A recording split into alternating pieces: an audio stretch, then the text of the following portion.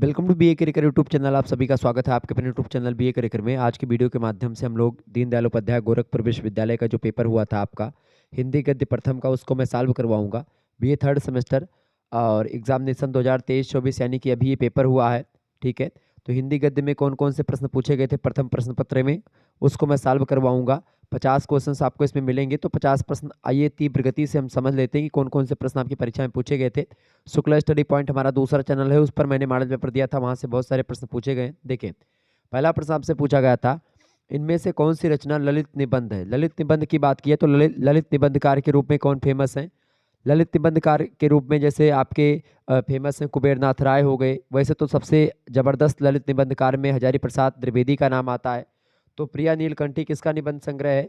प्रिया नीलकंठी जो निबंध संग्रह है ये कुबेरनाथ राय का निबंध संग्रह है, और इस पर ज्ञानपीठ पुरस्कार भी मिल चुका है, ये बात ध्यान रखेंगे। तो ये आपका ललित निबंध संग्रह है। ठीक है, कवि कर्तव्य की अगर बात करें तो ये महावीर प्रसाद द्विवेदी का है। ठीक है, ये ललित निबंधकार मतलब ललित निबंधकार नहीं है। ठीक है, तो इसका करेक्ट आंसर क्या हो जाएगा, B option is right answer.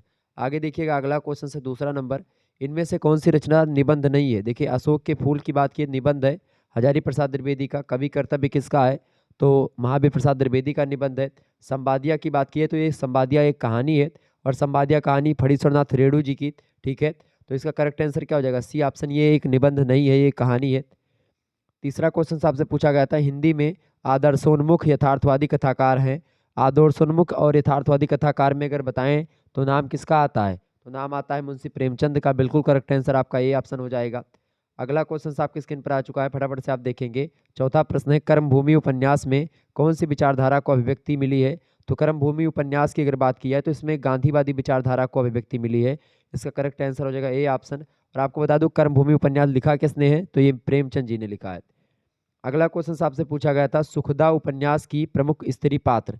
सुखदा जो है उपन्यास, किस उपन्यास की स्त्री पात्र है। तो सुखदा उपन्यास की प्रमुख स्त्री पात्र मतलब किस उपन्यास की है, तो सुखदा कर्मभूमि उपन्यास की है। ऑप्शन नंबर इसका सी करेक्ट आंसर हो जाएगा। तो C option is right answer. और जो है कर्मभूमि किसने लिखा है, प्रेमचंद जी ने लिखा है, ये बात ध्यान रखेंगे। महिला आंचल फणीश्वरनाथ रेणु जी की रचना है। रंगभूमि कर्मभूमि ये सब मुंशी प्रेमचंद की है। गोदान भी मुंशी प्रेमचंद का है। ठीक है, आगे देखिएगा। अगला क्वेश्चन आपकी स्क्रीन पर आ चुका है, छठा नंबर प्रश्न है, मुख्य पुरुष पात्र माहेश्वर किस कहानी का है, बताएं। तो देखिए, पर्दा कहानी की बात की है तो पर्दा कहानी यशपाल ने लिखी, तो पर्दा कहानी के ये नहीं है। ठीक है, कर्मभूमि उपन्यास है मुंशी प्रेमचंद का। रोज कहानी जो है ये अज्ञे जी की कहानी है, सच्चिदानंद हीरानंद वासन अज्ञे ने लिखा है। इसके पुरुष पात्र है माहेश्वर, और इनकी जो है पत्नी होती है मालती, और उनका पुत्र होता है टीटी, छोटा बच्चा। और कहानीकार स्वयं जो है स्त्री के भाई के रूप में, दूर का एक प्रकार से भाई लगता है, वो जाता है। तो एक प्रकार से ये उबन उबाऊपन की कहानी, दाम्पत्य जीवन की एक रास्ता और उबाऊपन की कहानी है। रोज कहानी, इसको गैंग्रीन भी कहा जाता है। सातवां प्रश्न है, दाम्पत्य जीवन की एक रास्ता और उबाऊपन कहानी किस मतलब कहानी की मुख्य विषय वस्तु है। तो रोज कहानी की है। ऑप्शन नंबर इसका एक करेक्ट आंसर हो जाएगा। इसकी कहानी रोज तो सच्चिदानंद हीरानंद वासनज्ञ की कहानी है। इसका दूसरा नाम क्या है, गंगरीन नाम है। संवादिया कहानी किसने लिखी है, आप सभी को पता होगा, फणीश्वरनाथ रेणु ने लिखी संवादिया कहानी। ठीक है, ये बात ध्यान रखेंगे। ओके, पाजेब कहानी किसने लिखी है, पाजेब जैनेन्द्र कुमार की कहानी है। ठीक है, आगे देखिएगा। अगला क्वेश्चन आपकी स्क्रीन पर आ चुका है, हिंदी का अंग्रेजी शैली में प्रथम मौलिक उपन्यास बताएं। हिंदी का प्रश्न बड़ा जबरदस्त है। आठवां क्वेश्चन पूछा गया था, हिंदी का अंग्रेजी शैली में प्रथम मौलिक उपन्यास जो है परीक्षा गुरु है। ऑप्शन नंबर इसका सी करेक्ट आंसर हो जाएगा, लाला श्रीनिवास दास का है ये। अगला क्वेश्चन आप देखिएगा, 9वां नंबर प्रश्न आपसे पूछा गया था, अपनी खराबियों के मूल कारणों को खोजो, कोई धर्म की आड़ में, कोई सुख की आड़ में छिपे हैं, उन चोरों को वहां से पकड़ कर लाओ, उनको बांध बांध कर कैद कर मतलब कि कैद करो। उपरोक्त पंक्तियां हैं किस मतलब रचना की हैं।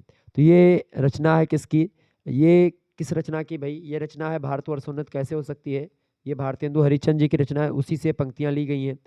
रोज कहानी सच्चिदानंद हीरानंद वासनज्ञ की है। जयदोल की बात की है तो जयदोल जो है कहानी संग्रह है, अज्ञे का है। और गोदान की अगर बात की तो मुंशी प्रेमचंद का उपन्यास है। ओके,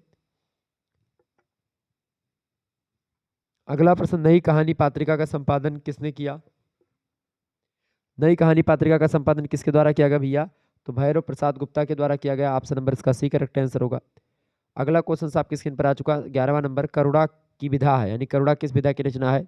तो करुणा की अगर बात की है तो करुणा जो है निबंध विधा की रचना है। लिखा किसने निबंध? करुणा निबंध के लेखक डॉक्टर मतलब आचार्य रामचंद्र शुक्ल। ठीक है। अगला प्रश्न है 12 नंबर, प्रथम विश्व युद्ध की पृष्ठभूमि पर लिखी गई कहानी। उसने कहा था, ये कहानी लिखी गई चंद्रधर शर्मा गुलेरी की कहानी है। डी ऑप्शन लगा देंगे। 13वां प्रश्न पूछा गया था, पाजेब कहानी के मुख्य पात्र हैं। पाजेब कहानी के मुख्य पात्र कौन है? फटाफट से आप बताएंगे। पाजेब कहानी के मुख्य पात्र कौन है? आशुतोष पाजेब कहानी का मुख्य पात्र है। डी ऑप्शन करेक्ट आंसर होगा। वासंती नाम की पात्र किस कहानी में है? तो वासंती जो है वो ये वापसी कहानी की पात्रा है। ठीक है। आपको बता दूं उषा प्रेमवदा की कहानी है वापसी। संपादिया फणीश्वरनाथ रेणु की कहानी है। करुणा जो है एक निबंध है आचार्य रामचंद्र शुक्ल का, रोज कहानी यज्ञ की है। आगे देखिएगा अगला प्रश्न, गजाधर बाबू किस रचना के पात्र हैं? तो गजाधर बाबू भी आपकी वापसी रचना के ही पात्र हैं। सी ऑप्शन करेक्ट आंसर हो जाएगा। अगला प्रश्न, वापसी रचना मूल रूप से आधारित है तो वृद्ध विमर्श की पर आधारित है। ये वृद्धावस्था में किस तरीके से लोग जो है वृद्धों को नहीं रखना चाहते घर में, जबकि वो नौकरी करके आए हैं। ठीक है। रिटायर होकर के आए हैं, उस समय की स्थिति। ऑप्शन नंबर इसका ये करेक्ट आंसर होगा। आगे देखिएगा 17वां प्रश्न है, बड़ी हवेली की टूटी ड्योढ़ी द्वारा लेखक का इशारा है। बड़ी हवेली की टूटी ड्योढ़ी के द्वारा लेखक का इशारा क्या है? पतनशील सामंती व्यवस्था पर। ऑप्शन नंबर इसका बी करेक्ट आंसर हो जाएगा। 17वें का B option is right answer. ठीक है। और ये संवादिया कहानी में आपको मिलेगा। अगला प्रश्न 18वां नंबर, संवादिया रचना एक जीवंत चित्रण करती प्रस्तुत करती किसका? एक नारी मन का। ऑप्शन नंबर इसका बी करेक्ट आंसर होगा।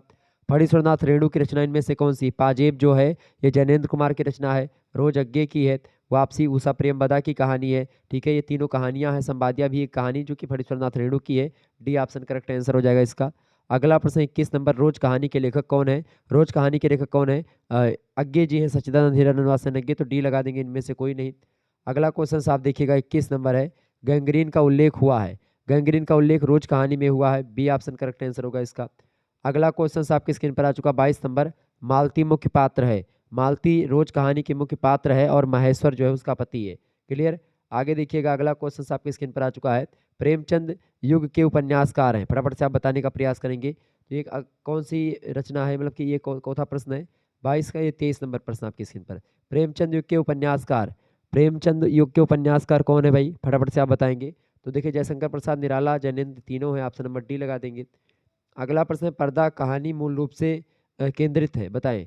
झूठी शान की रक्षा करना, बिल्कुल इसका सी ऑप्शन करेक्ट आंसर होगा। अगला प्रश्न है, प्रेमचंद की रचना कौन सी इनमें से? कर्म भूमि, गबन और मंत्र, ये तीनों रचना प्रेमचंद की है। डी ऑप्शन करेक्ट आंसर होगा। अगला क्वेश्चन आप देखिएगा, प्रेमचंद का मूल नाम क्या था? धनपत राय प्रेमचंद का मूल नाम था। Option number B correct answer होगा। अगला क्वेश्चन आप देखेंगे, जब बच्चे को संबंध ज्ञान कुछ कुछ बोलने कुछ कुछ होने लगता है तभी दुख के उस भेद की नींव पड़ जाती है जिसे करुणा कहते हैं। यह प्रसिद्ध कथन किसका है? आचार्य रामचंद्र शुक्ल का है, करुणा निबंध में। Option number D correct answer होगा। आगे देखिएगा अगला प्रश्न आपसे पूछा गया था, कविता लिखने में व्याकरण के नियमों की अवहेलना न करनी चाहिए, यह पंक्ति है, बताएं। इसका करेक्ट आंसर क्या हो जाएगा? इसका करेक्ट आंसर हो जाएगा बिल्कुल कवि कर्तव्य निबंध से लिया गया। कविता करने मतलब कविता लिखने में व्याकरण के नियमों की अवहेलना नहीं करनी चाहिए। महावीर प्रसाद द्विवेदी के निबंध कवि कर्तव्य से पंक्तियां ली गई हैं। ऑप्शन नंबर इसका डी करेक्ट आंसर हो जाएगा। आगे देखिएगा अगला क्वेश्चन आपके स्क्रीन पर आ चुका है 29 नंबर, जिन वृक्षों की जड़ें गहरी होती हैं उन्हें बार बार सींचने की जरूरत नहीं होती है, यह वाक्य किस प्रसिद्ध रचना से उद्धृत है, बताएं। करेक्ट आंसर क्या हो जाएगा? इसका करेक्ट आंसर हो जाएगा कर्म भूमि। ऑप्शन नंबर इसका ये करेक्ट आंसर हो जाएगा। इसके प्रेमचंद लेखक हैं, ये बात भी ध्यान रखेंगे। पूस की रात कहानी के लेखक कौन है? तो ये मुंशी प्रेमचंद जी ही हैं। ठीक है। कर्म भूमि को प्रेमचंद लिखा है। रोज कहानी तो अज्ञे है। ठीक है। आगे देखिएगा अगला क्वेश्चन आपकी स्क्रीन पर आ चुका है 30वां नंबर प्रश्न है, दुखी आशा से ईश्वर से भक्ति रखता है। दुखी आशा से ईश्वर में भक्ति रखता है, सुखी भय से। सुखी जो है डरते कि सुख हमारा खत्म ना हो जाए, और दुखी जो होता है वो आशा से ईश्वर की भक्ति करता है ताकि हमको कुछ मतलब हमारा दुख खत्म हो जाए। ये पंक्तियां किस रचना की है? ये पंक्तियां जो है वो कर्मभूमि उपन्यास की हैं। Option number D correct answer होगा। अगला प्रश्न 31 नंबर, दबा हुआ पुरुषार्थी स्त्रीत्व है, यह पंक्तियां किस निम्नलिखित में से किस रचना की हैं? यह पंक्तियां किसकी हैं? कर्मभूमि उपन्यास की हैं। ऑप्शन नंबर इसका सी करेक्ट आंसर होगा। अगला प्रश्न 32 नंबर, इनमें से कौन सा लेखक ललित निबंधकार के रूप में प्रसिद्ध है? तो हजारी प्रसाद द्विवेदी जो है ललित निबंधकार के रूप में प्रसिद्ध है। डी ऑप्शन करेक्ट आंसर होगा। आगे देखिएगा अगला क्वेश्चन आपकी स्क्रीन पर आ चुका है 33 नंबर क्वेश्चन आप देखेंगे, प्रिया नीलकंठी के लेखक कौन है? प्रिया नीलकंठी के लेखक कौन है? बिल्कुल प्रेमचंद। बिल्कुल कौन है भाई 33 नंबर का? बताएं। सॉरी, प्रिया नीलकंठी के लेखक कुबेरनाथ हैं, कुबेरनाथ राय। कुबेरनाथ राय पर इन पर क्या मिल चुका? प्रिया नीलकंठी पर ज्ञानपीठ पुरस्कार भी मिल चुका है। क्लियर। आगे देखिएगा अगला प्रश्न 34 नंबर, लहना सिंह कहानी का मुख्य पात्र है। लहना सिंह किस कहानी का पात्र है? लहना सिंह जो है ये किस कहानी का पात्र है भैया? लहना सिंह जो पात्र है ये उसने कहा था कहानी का पात्र है, चंदा शर्मा गुलेरी की कहानी है। बी ऑप्शन करेक्ट आंसर होगा। कर्मभूमि उपन्यास कब प्रकाशित हुआ? 1932 में प्रकाशित हुआ था कर्मभूमि उपन्यास। बी ऑप्शन करेक्ट आंसर हो जाएगा इसका 35 का। 36 नंबर प्रश्न, प्रगतिवादी उपन्यासकार की श्रेणी में नहीं आते हैं। प्रगतिवादी में यशपाल, रांगे, राघव, अमृत राय ये सब प्रगतिवादी उपन्यासकार हैं, जबकि यज्ञ एक मनोविश्लेषणवादी उपन्यासकार हैं। Option number D correct answer हो जाएगा। अगला प्रश्न है प्रयोगवादी है आगे। अगला प्रश्न 37 नंबर, इनमें से किस कहानीकार और पर मनोविश्लेषणवाद और अस्तित्ववाद का प्रभाव पड़ा है? तो अज्ञे पर पड़ा है। ऑप्शन नंबर इसका सी करेक्ट आंसर हो जाएगा। ठीक है, 37 नंबर का C option is right answer. आगे देखेंगे अगला क्वेश्चन आपकी स्क्रीन पर आ चुका है, बहुत ही महत्वपूर्ण प्रश्न है। 38 नंबर प्रश्न है, आंचलिक उपन्यासकार के रूप में पहचाना जाना जाता है कौन? 38 नंबर करेक्ट आंसर क्या हो जाएगा? आंचलिक उपन्यासकार के रूप में बिल्कुल सभी लोगों को पता है, फणीश्वरनाथ रेणु जो है वो आंचलिक उपन्यासकार के रूप में प्रसिद्ध है। Option number B correct answer हो जाएगा।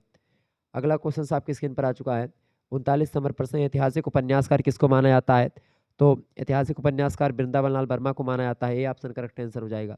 अगला प्रश्न, किसान की समस्या पर लिखी गई कहानी कौन सी है? पूस की रात है, हल्कू इसका पात्र है। Option number B correct answer होगा। अगला प्रश्न, आकाशदीप कहानी के लेखक कौन है जानते हैं? जयशंकर प्रसाद। अगला क्वेश्चन से, बाल मनोविज्ञान के लिए कौन सी कहानी जानी जाती है? तो बाल मनोविज्ञान के लिए पाजेब कहानी लिखी गई है। ठीक है, option number A correct answer होगा इसका।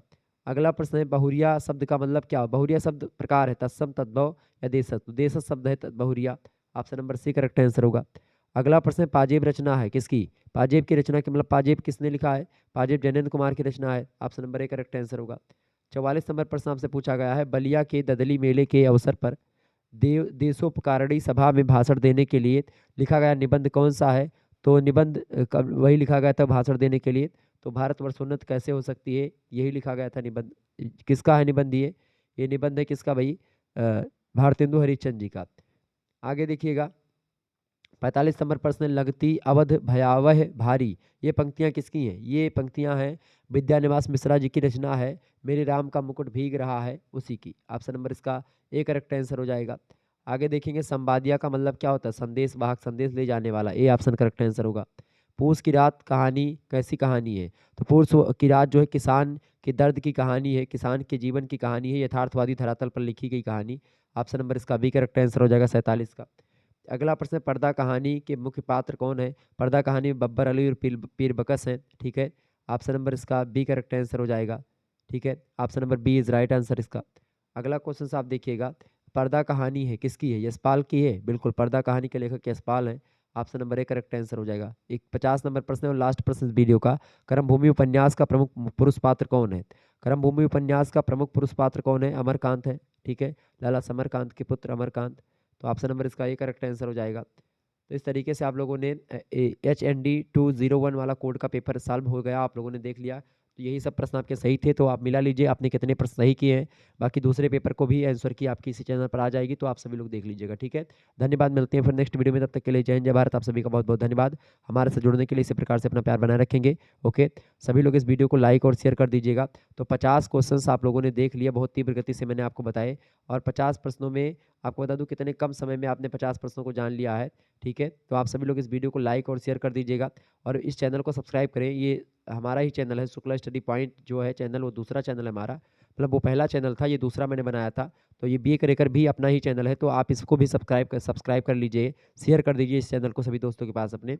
BA थर्ड सेमेस्टर एग्जामिनेशन 2023-24 जो है उसके लिए, मतलब कि ये 24-25 की परीक्षाओं के लिए बहुत महत्वपूर्ण है, ये बात ध्यान रखेंगे। हिंदी गद्य प्रथम, जिसमें आपको हमने 50 प्रश्न बताए। ठीक है, दीनदयाल उपाध्याय गोरखपुर विश्वविद्यालय का पेपर है, लेकिन जिन परीक्षाओं में ऑब्जेक्टिव प्रश्न आते हैं उनके लिए बहुत हेल्पफुल होगा ये, और जिनमें माइनर पेपर में ऑब्जेक्टिव प्रश्न आते हैं उनके लिए भी बहुत महत्वपूर्ण होगा। धन्यवाद, मिलते हैं नेक्स्ट वीडियो में।